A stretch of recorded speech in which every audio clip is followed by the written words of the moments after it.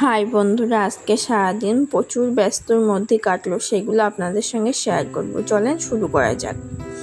আসসালামু আলাইকুম বন্ধুরা, সবাই কেমন আছেন? আপনাদের দোয়ায় আমিও ভালো আছি। রোশনি আক্তার লাইফস্টাইলে সবাইকে স্বাগত জানিয়ে আজকে আবার একটা নতুন ভিডিও নিয়ে আপনাদের মাঝখানে চলে আসলাম। দেখেন, সকালবেলা ঘুম থেকে উঠে দেখি এই পাখিটা না ঘরের ভিতরে ঢুকেছে, কিন্তু বার হতেই পারছে না। ও দরজা জানালা সব কিন্তু খোলা আছে, তাও বার হতে পারছে না। আর পাকায় যেহেতু প্রচুর না ঝুল পড়ে গিয়েছিল, প্রচুর ধুলো ছিল, সেগুলো না সব নিচে ফেলেছে।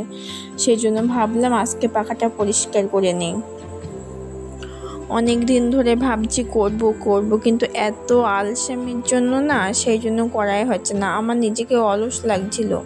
পাখা পরিষ্কার করতে আমার একদম ভালো লাগে না, কারণ ওটা আমি হাতেই পাই না, সেই জন্য ভালো লাগে না। আপনাদের দাদা ভাই, আমার আব্বা, শ্বশুর আব্বা ওরাই পরিষ্কার করে, কিন্তু উপরের ঘরের পাখাটা আমি নিজেই পরিষ্কার করি।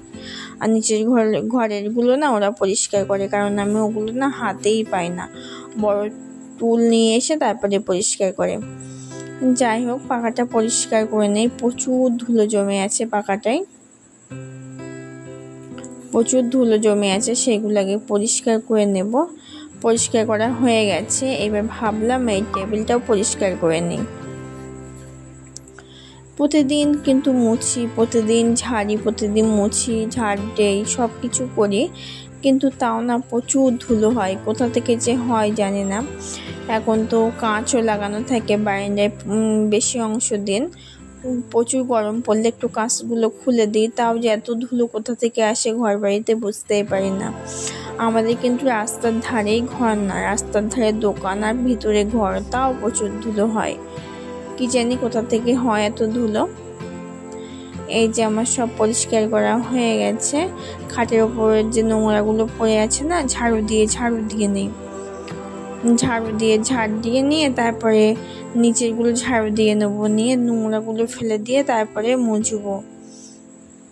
আজকে কিন্তু ঘর ভেবেছিলাম মুছবো না, ভালোই লাগছিল না, কিন্তু কি করবো, এই পাখিটা এসে না আমার কাজটা আরও বাড়িয়ে দিয়েছে। আজকে প্রচুর কাজ আছে আমার।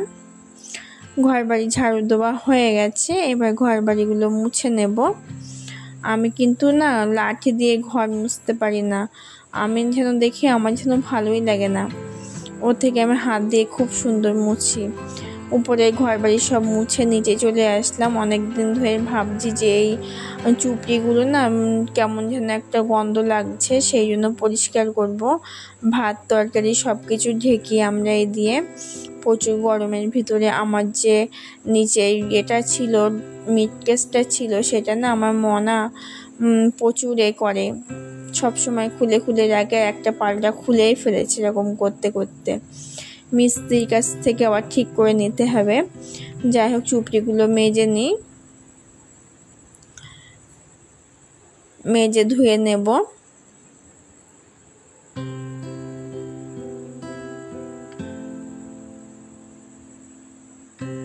শীতকাল পড়লে আর এগুলো লাগবে না, কিন্তু গরমকালে তো এগুলো লাগবেই, না ভাত তরকারি একদম ভালোই থাকে না।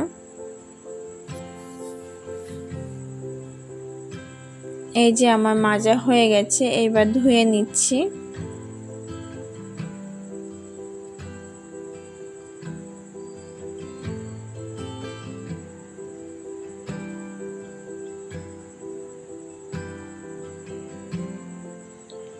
তারপরে বেসিনটাও একটু মেজে নেব। সাবান দিয়ে মাজছিলাম, তারপরে ভাবলাম সাবান দিয়ে মাজলে না তেল চিটে অত ভালো যাবে না, সেই জন্য একটু সার্ফ দিলাম। সার্ফ দিয়ে মাজলে তাড়াতাড়ি সুন্দর পরিষ্কার হয় আর তাড়াতাড়িও হয়, সেই জন্য।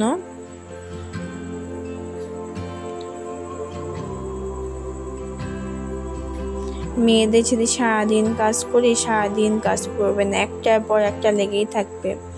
তার উপরে তো আম্মা বাড়িতে নেই, মনা বাড়িতে নেই, কাজ তাড়াতাড়ি হয়ে যাচ্ছে, কিন্তু আম্মা বাড়িতে থাকলে অনেক কাজে হেল্প করে। আম্মা তো তরকারি বাছা সব কিছুই আম্মা করে, আমি শুধু রান্না করি আর ঘর বাড়িগুলো মুছি। আম্মা তো বেশি অংশ দিন রান্নাও করে।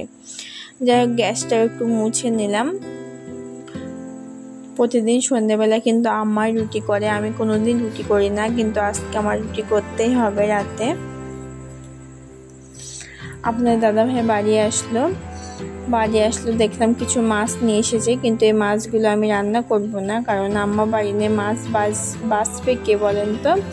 আমার না মাছ খুব একটা ভালোই লাগে না, তাতে আবার ইলিশ মাছ, আমি তো ইলিশ মাছ খাইও না, আমার কেমন গন্ধ লাগে। সেই জন্য মাছগুলো সব ফ্রিজে রেখে দেব। আপনাদের দাদাভাইকে বলছিলাম যে তুমি ফ্রিজেই রেখে দাও, তো একটু ভিডিও করে নিলাম। 5টা মাছ নিয়ে এসেছিলো, খুব একটা বড় না, মাছগুলো ছোট ছোট, কিন্তু ইলিশ মাছ না খুব ভালোবাসে আমাদের বাড়িতে সবাই, শুধু আমি বাদে। যাই হোক, ভাতও বসিয়ে দিলাম, কারণ আমার প্রচুর কাজ আছে। গোসল করে যদি আমি রান্না করতে আসি অনেক লেট হয়ে যাবে, সেই জন্য ভাবলাম ভাতটা বসিয়ে দিই গ্যাসে।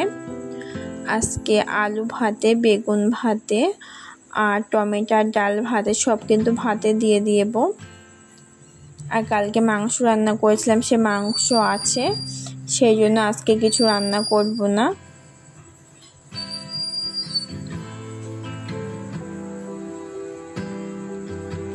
একটাই আলু দেব, বেশি আলু দেব না, কারণ আব্বার আবার সুগার আছে, সেই জন্য আব্বা একটু আলু কমই খায়, আলু পছন্দই করে না। কিন্তু কচুরমুখী, ওল এগুলো কিন্তু খুব পছন্দ ওনার, আলু পছন্দ করে না বলেই খায় না, সুগারের জন্য না।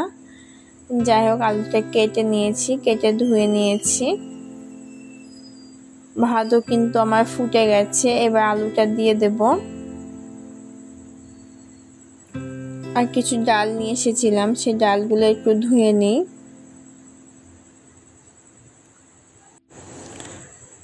ডাল ছানাটা আব্বার জন্যই করব, কারণ আব্বা তো আলু খাবে না, সেই জন্য ডাল ছানা করব। 100 গ্রাম মতো ডাল নিয়েছি এখানে, একটা পেপারের ভিতরে দিয়ে ভাতে দিয়েছি। আমার না ডাল ভাতে দেওয়া কৌটো আছে, কিন্তু না প্রচুর গরম, অনেকক্ষণ লাগে ঠান্ডা হতে, সেই জন্য কৌটোতে আমি ডাল ভাতে দিই না। আর এই দেখেন বন্ধুরা, আমার বেগুন আর টমেটো সিদ্ধ হয়ে গেছে। তারপরে না রান্না করতে করতে আমি জামা কাপড়গুলো সব ধুয়ে নিয়ে এসেছিলাম, ভাবলাম ছাদে দিয়ে আসি।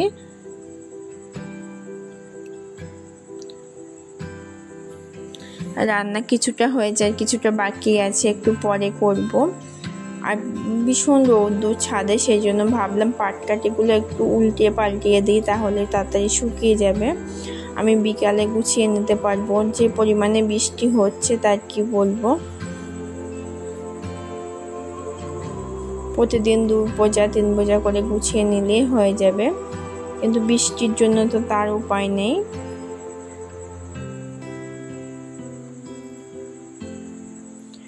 যাই হোক, এবার গোসল করে চলে আসলাম। আজকে কিন্তু প্রচুর রোদ্দুর, ছাদে গিয়েছি, আমার চোখ মুখ অন্ধকার হয়ে যাচ্ছে, আমি নিচে এসে কিছু দেখতে পাচ্ছি না, প্রচুর রোদ্দুর আজকে। বললাম না কিছু রান্না হয়েছে আর কিছুটা বাকি আছে বলতে এই যে ছানাগুলো করব, এই মশলাগুলো করা বাকি আছে, কিন্তু কিছুই ভাজবো না, সব কাঁচা পেঁয়াজ তেলেই করব। এগুলো কাঁচা পেঁয়াজ তেলে খেতে কিন্তু বেশি ভালো লাগে মশলা করার থেকে। এই যে পেঁয়াজগুলো আমি কেটে নিচ্ছি, ডাল ছানা করব, সেই জন্য।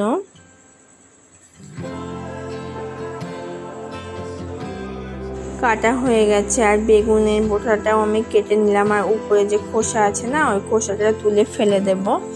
ওই খোসাটা কিন্তু না প্রচুর শক্ত, ও খেলে হজমও হয় না। টমেটোর উপরেও যে খোসা থাকে ওটাও ফেলে দিতে হয়।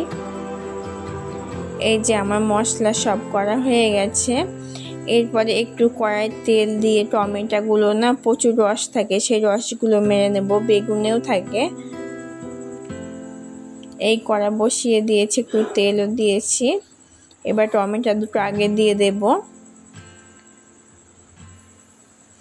দেখবেন টমেটো দিয়ে কতটা জল বার হবে, দেখেছেন বন্ধুরা, প্রচুর জল আছে, ভালো লাগে না এই জলগুলো থাকলে। বেগুনগুলো দিয়ে দিলাম,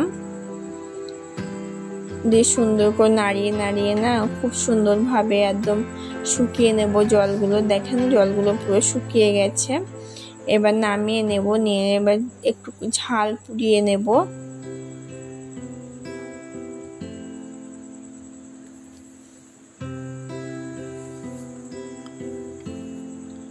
এগুলো কাঁচা ঝাল দিয়ে ছানা করব, আর এগুলো শুকনো ঝাল দিয়ে করব।